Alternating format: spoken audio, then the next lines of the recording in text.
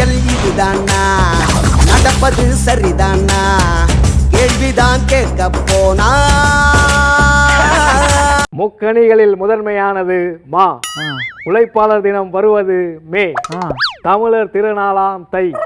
இவை மூன்றும் சேர்த்தால் மா மேதை என்ற வார்த்தை கிடைக்கும். இப்படியே பேசிட்டு இருந்தீங்கன்னு வைங்க, உங்களுக்கு ஓதாதான் கிடைக்கும். வாங்க பிரச்சாரத்துக்கு போவோம். எனவே மக்களை சிந்தியுங்கள், சிந்தித்து செயல்படுங்கள்.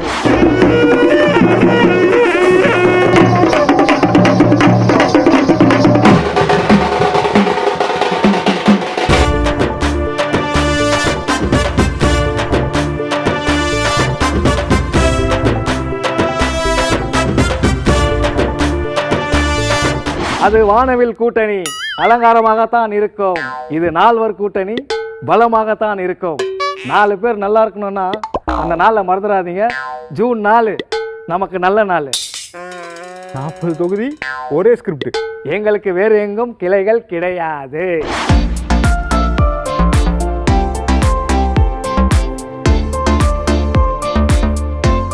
ஏழு பேர் 10 பேர் ஒரு கூட்டணியில இருக்காங்களேம்மா, நீங்க 4 பேர் தானே இருக்கீங்க. நான் உங்ககிட்ட சொல்றது, அது வானவில் கூட்டணி பார்க்க அலங்காரமா இருக்கும். இது 4 கூட்டணி, பலமான கூட்டணி. மக்களும் தொண்டர்களும் விரும்பி நாளைக்கு சாதனை படைக்க போகின்ற கூட்டணி, வரலாற்று கூட்டணி இது. நான் ஏன் இந்த ராசியான கூட்டணின்னு சொல்றேன் உங்களுக்கு தெரியும். ஏடிஎம்கே 4 எழுத்து, டிஎம்டிகே 4 எழுத்து, எஸ்டிபிஐ 4 எழுத்து. இந்த கூட்டணியும் நாங்கள் 4 கூட்டணி. தேர்தல் முடிவுகள் வரப்போவதும் ஜூன் 4ஆம் தேதி. அந்த ஜூன் 4 தமிழ்நாடு இல்ல, இந்தியா இல்ல, உலகமே தமிழ்நாட்டை திரும்பி பார்க்கக்கூடிய அளவு ஒரு மகத்தான வெற்றியை நமது வேட்பாளருக்கு எங்கள் கும்பகோண மக்களாகி நீங்கள் மகத்தான வெற்றியை இந்த மயிலாடுதுறையில அனைவரும் அவருக்கு தரணும் சொல்லி கேட்டுக்கிறேன். 3வது நம்பர் பட்டன், இரட்டை இலை சின்னம் 3வது நம்பர் பட்டனுக்கு நீங்க எல்லாரும் வாக்களிக்க வேண்டும். 19ஆம் தேதி எல்லாரும் போய் ஓட்டு போடுங்க. யாரும் லேட்டா போயிடாதீங்க. ஏன் சொல்றேன்னு தெரியுதா? யாருடைய ஆட்சி இப்ப நடந்துகிட்டு இருக்குது? சும்மாவே ஆடுவாங்க திருவாரூர்காரங்க. இப்ப ஆட்சி வேற கையில இருக்குதா? ஆட்சி பலம், அதிகார பலம், பண பலம், ரவுடி பலம், இன்னும் என்னென்ன இருக்குது எல்லாத்தையும் இறக்கி ஆடோன்னு ஆடுவாங்க சலங்க கட்டி. கல்வி, தண்ணி, மருத்துவம், பெட்ரோல், டீசலு, போக்குவரத்து துறை, டோல்கேட்டு, இது எல்லாமே தனியார் கிட்ட கொடுத்தாச்சு. சரி, தேர்தல் மட்டும் எதுக்கு? அதையும் அவங்க கிட்டே கொடுத்துடலாமா? என்ன தலைவரை சொல்றீங்க? இது ஜனநாயகமா? இது குடியரசா? இது சுதந்திர நாடா? அப்படின்னு அங்க ஒருத்தர் அனல் பறக்க பேசிட்டு இருக்காங்க. ரொம்ப உதாரணத்துக்கு நீட்டுன்னு ஒரு தேர்வு இருக்கு. நீட், அதுல தேர்ச்சி பெற்றாதான் நீ மருத்துவம் படிக்க முடியும். அதுலதான் மருத்துவம் படிக்க தகுதியான மாணவனை தேர்வு செய்யணும்னு சொல்லி நீட்டு தேர்வு நடக்குது. அந்த நீட்டு தேர்வை நடத்துவது யாருன்னு மட்டும் நீங்க சொல்லு. அந்த நீட்டு தேர்வை நடத்துறது, அதை இங்க கண்டக்ட் பண்றது அமெரிக்காவில் இருக்கிற ஒரு தனியார் நிறுவனம், ஒரு முதலாளி ப்ரோ மெட்ரிக்ங்கிற ஒரு தனியார் நிறுவனம். இவ்வளவு பெரிய நாட்டுல தன் நாட்டு மாணவர்களுக்கு ஒரு தேர்வு கூட நடத்த முடியல. அதையும் அமெரிக்க முதலாளிகிட்ட கொடுக்குது. இதுக்கு எதுக்கு சுதந்திரம்? இதுக்கு எதுக்கு ஜனநாயகம்? இதுக்கு எதுக்கு தேர்தல்? எதுக்கு தேர்தல்? இந்த 5 ஆண்டு நீங்க நடக்கிற தேர்தல், நீங்க எல்லாம் நினைச்சுக்கீங்க தலைவரை தேர்வு செய்யறோம். இல்லை, 95 விழுக்காடு இந்த நாட்டை எடுத்துட்டாங்க. இந்த 5 விழுக்காடு இருக்கு. அதை இந்த 5 வருஷம் கொடுத்தீங்கன்னா வச்சுருவாங்க. யார் வாங்குவாங்க? அதானி, அம்பானி. என்ன கேட்டா எங்களுடைய கருத்து, தேர்தலை நிறுத்து. ஏழாவது டெண்டர், இந்தியா 150 லட்சம் கோடி கடன், 151 லட்சம் வச்சு 151 லட்சம் கோடி இந்தியாவின் மதிப்பு அப்படின்னு ஏழை விட்டீங்கன்னா யார் அதிக காசு கொடுத்து எடுக்கிறானோ அவன்கிட்ட ஒரு 5 வருஷம் கொடுத்துரு. அதானி எடுத்தா அவர் ஆகட்டும், அம்பானி எடுத்தா அதுக்கு கொடு. ஏன் நீ தானே சொல்ற கல்வியை அரசு சரியா கொடுக்க முடியாது, தனியார் தான் நல்லா படிக்க வைப்பான். நீ தான் மருத்துவத்தை அரசால தரமா கொடுக்க முடியாது, தனியார் தான் நல்லா மருத்துவம் பார்ப்பான். நீ தான் தண்ணீரை குடிமக்களுக்கு சரியா விநியோகம் பண்ண முடியாது, தனியார் தான் நல்லா விநியோகம் பண்ணுவான். நீ தான் மின் உற்பத்தியை உற்பத்தி செய்து மின்சாரத்தை சரியா விநியோகம் பண்ண முடியாது, அதையே அதானி தான் பண்ணுவான். பெட்ரோல் டீசலை நியாயமான விலையில் மக்களுக்கு கொடுக்க முடியாது. அதான் அம்பானி பண்ணுவாரு. நீ தானே சொல்ற தலைவரே, இப்போ சிட்டிலேருந்து கிராமம் வரைக்கும் எல்லாரும் ஸ்மார்ட் ஃபோன் யூஸ் பண்ணுறாங்க. ஏன் 10 ரூபா அனுப்புனா கூட கூகுள் பேல தான் அனுப்புகிறாங்க. அந்த அளவுக்கு டெக்னாலஜி வளர்ந்துருச்சு. ஆனால் இன்னும் தேர்தலில் உங்கள் குடிநீர் பிரச்சனையை தீர்ப்போம் அப்படி சொல்லுதானே ஓட்டு கேட்குற அளவுக்கு நம்ம நாடு இருக்கு. அதுக்கு தான் சொல்றேன், இங்க இருந்து சொன்னா டெல்லியில கேட்காது. எனக்கு ஓட்டு போட்டு என்ன டெல்லிக்கு அனுப்புங்க. சரி, நான் போய் கேட்கறேன். கேளுங்க கேளுங்க, கேட்டுட்டே இருக்கும்.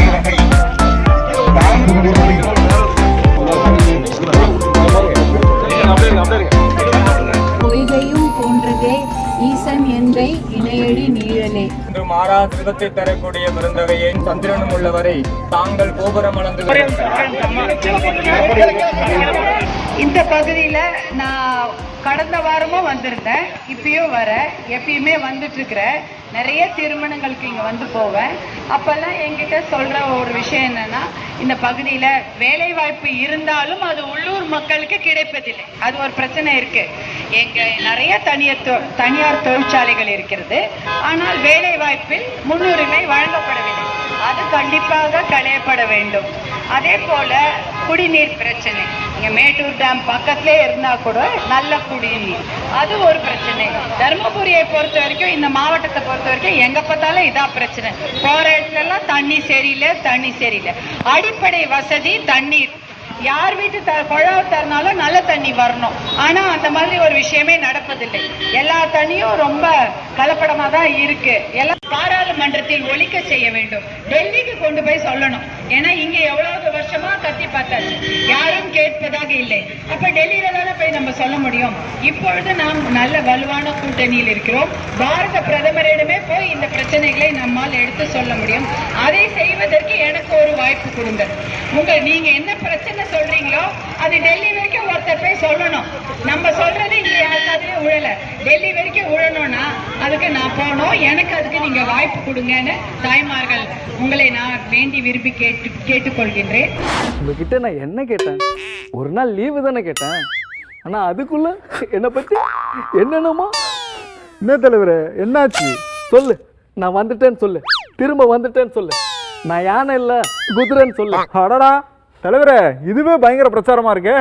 சொல்ல போனா நான் தினம் காலையில 5:30 மணிக்கு எந்திரிச்சு நைட்டு 11:30 வரல 10 மணிக்கு முடிஞ்சிருது. அதுக்கு மேல 1.5 மணி நேரம் கார்லயே போய் எல்லாத்தையும் பார்த்துக்கிட்டே வந்துருக்கு. ரொம்ப ஓவர் எந்தூசியாஸ்தில் ஆட்டம் போடுறது, பாட்டு பாடுறது, இந்த மாதிரி ரொம்ப மக்களை சந்திச்சா அவ்வளோ ஒரு குஷியாகி நான் வந்து வெடி போடுறதுனால கொஞ்சம் உடம்பு சரியில்லை, கொஞ்சம் லோ சுகர் ஆகி போயிடுச்சு, யூரின் இன்ஃபெக்ஷன் ஆகி போயிடுச்சு. அதுக்கு தப்பான நியூஸ் போடுறாங்க. எம்ஜிஆர் புரூக்லின் ஹாஸ்பிட்டல் இருந்தப்ப அதுதான் பண்ணானுங்க. இந்த திமுக காரங்களுக்கு வந்து இதுதான் வேலை. நாங்க ஒரு மீட்டிங் போடப்ப சொன்னாரு, அண்ணா நீங்க ஆட்சியில் இருக்கிறப்ப மந்திரியா இருக்கப்ப 100 பேர் தான் உங்களை வந்து பார்ப்பாங்க. நீங்க ஆட்சியிலேயே இல்ல, மந்திரியாவே இல்ல, 150 பேர் வந்து நிற்கிறாங்க. இதுதான் அனைத்து இந்திய அண்ணா திமுக. நான் சொல்றேன், அந்த என்னை பத்தி வாட்ஸ்அப்ல போட சொல்லு, வந்துட்டேன்னு போய் சொல்லு.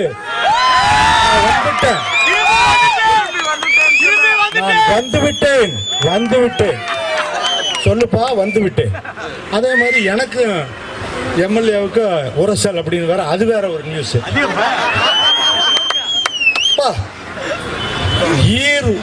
ஈருடல் ஓர் உயிர்னாங்க.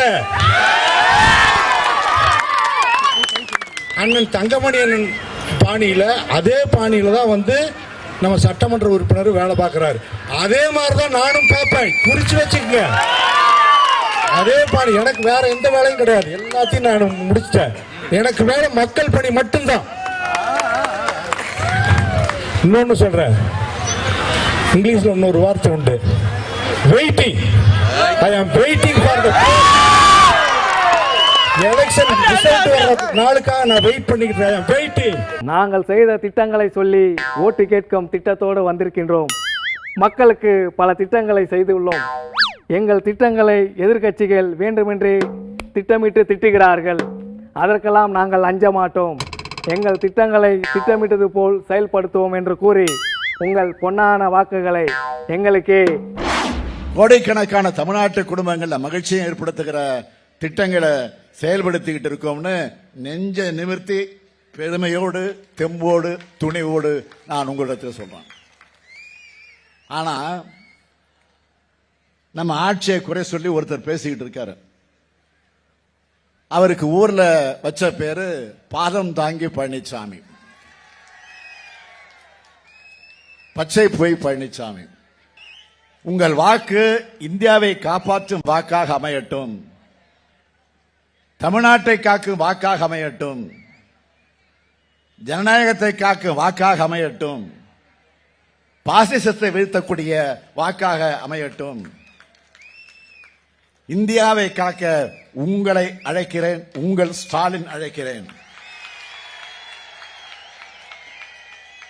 40 நமதே, நாடும் நமதே. நீங்க எத்தனை முறை வர்றீங்கன்றது முக்கியம் இல்ல, எத்தனை சீட்டு வாங்குறீங்கிறது தான் முக்கியம். அது வேறு இது வேறு. இங்க இப்படிதான். தலைவரே, எதை பத்தி சொல்றீங்க? நடக்கிற தேர்தலை பத்தி அவர் சொல்றாரு. பிரதமரை பொறுத்தவரையில் மோடி, திரு மோடி பல தடவை வரட்டும். ஏன்னா இந்தியா சுதந்திர நாடு, பிரைம் மினிஸ்டர் வலதில் மாறுபட்ட கருத்தில். ஆனால் அது எந்த அளவுக்கு ஒரு தாக்கம், தட் இஸ் இம்பேக்ட் இருக்குன்னு பார்த்தா ஒரு தாக்கமும் இருக்காது. ஏன்னா பொதுவாகவே தேசிய கட்சிகளை 1967 க்ளோஸ் பண்ணிட்டாங்க. 67க்கு பிறகு தேசிய கட்சிகளுக்கு வாய்ப்பு கிடையாது. இப்போது தேர்தல் நடக்கின்ற சூழ்நிலையில் திரு மோடியை பொறுத்தவரை, பாரத பிரதமர் மோடியை பொறுத்தவரையில் எத்தனை முறை வந்தாலும் சரி, அது அதனால் ஒரு பாரதிய ஜனதா வேட்பாளர்கள், பாரதிய ஜனதா கட்சி ஒரு பெரிய அளவுக்கு இங்கே கால் ஊன்ற முடியாது. ஸோ அதுக்குரிய அந்த பலம் ஒரு 4-5% இதுதான் இருக்கும். இதுக்கு மேலே தாண்டதுன்றது பெரும் கஷ்டம்.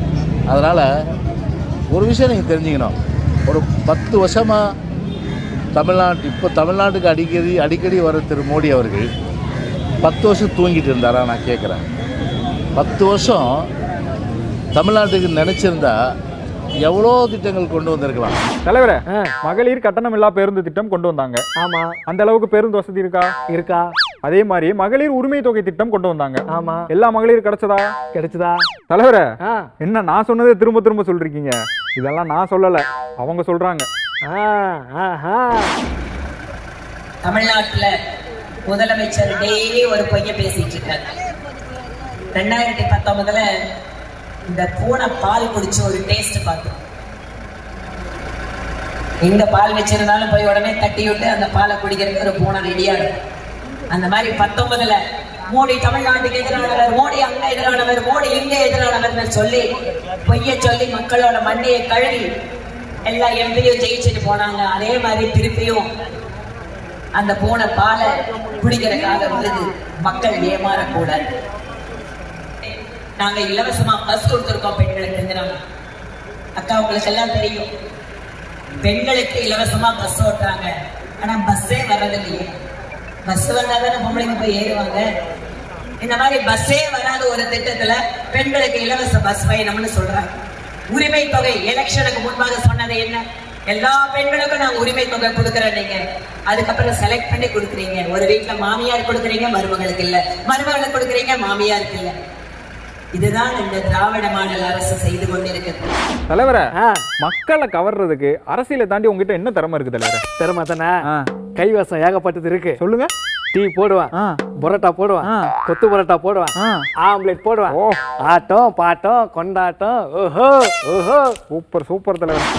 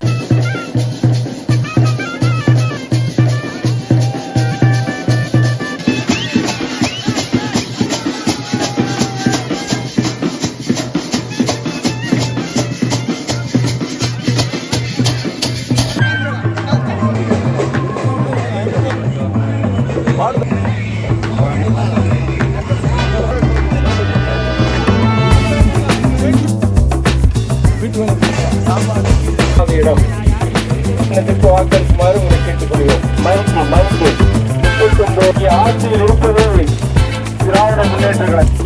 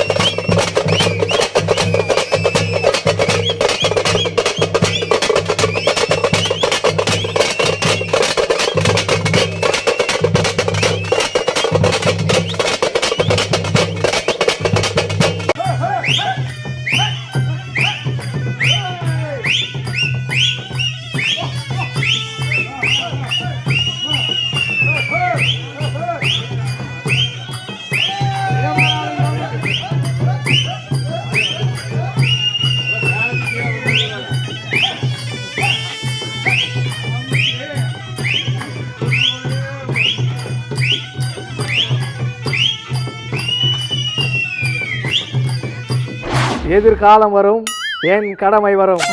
அதுவரை பொறுத்திருங்கள். உங்களால் நான், உங்களுக்காகவே நான். அப்படி என்ன பண்ணிட்டோம்? இல்ல, எல்லா பிரச்சாரத்தையும் ஒன்று சேர்த்து மக்கள்கிட்ட கொண்டு போறோம்ல. ஓ, அதுதான் சொன்னோம். நாளைக்கு சந்திப்போமா? நன்றி, வணக்கம். அரசியல் இதுதானா, நடப்பது சரிதானா, கேள்விதான் கேட்க போனா